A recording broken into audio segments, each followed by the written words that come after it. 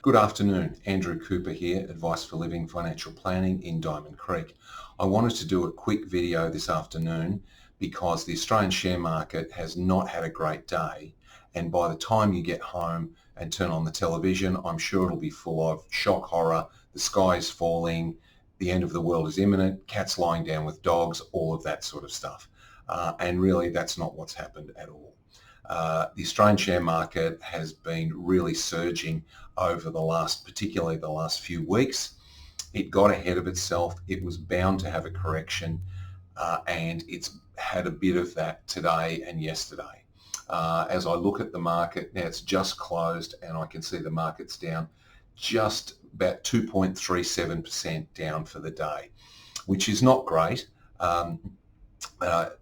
Typically, any day where you are either up or down 1.5%, then that's really just noise. So at 2.3%, not great, but certainly not a disaster by any stretch of the imagination. In addition, as I look again at my chart, that means the last 1 year return on the Australian share market has been 9.4%. So not a bad outcome. So I suppose my message is don't panic.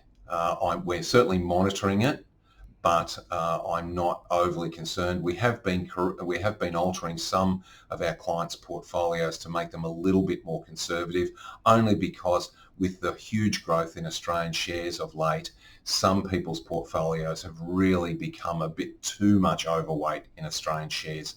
And so we've taken the opportunity to just wind back a little bit and bring them more into balance. So that will probably continue over the next few months.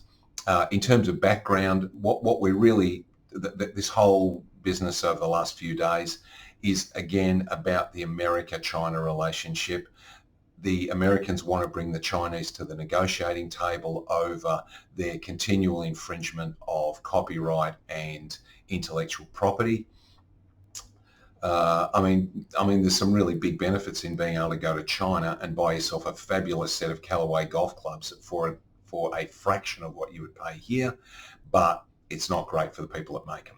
So really what they're trying to do is just, as I say, bring the Chinese to the negotiating table. What they've done over the last few days is implement more tariffs.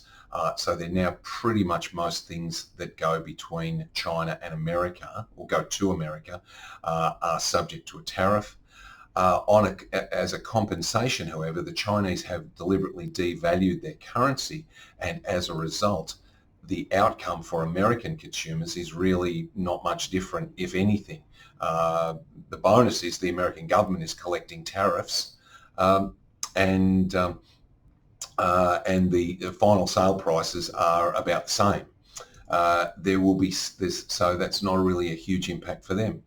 In Australia, there is some impact because with the devaluation of their currency, some of the things we send to them will be a little bit dearer, and so that's probably not great, but it's certainly not disastrous.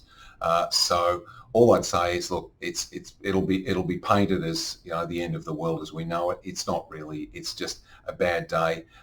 We had in October of last year, there was another day that was about as bad.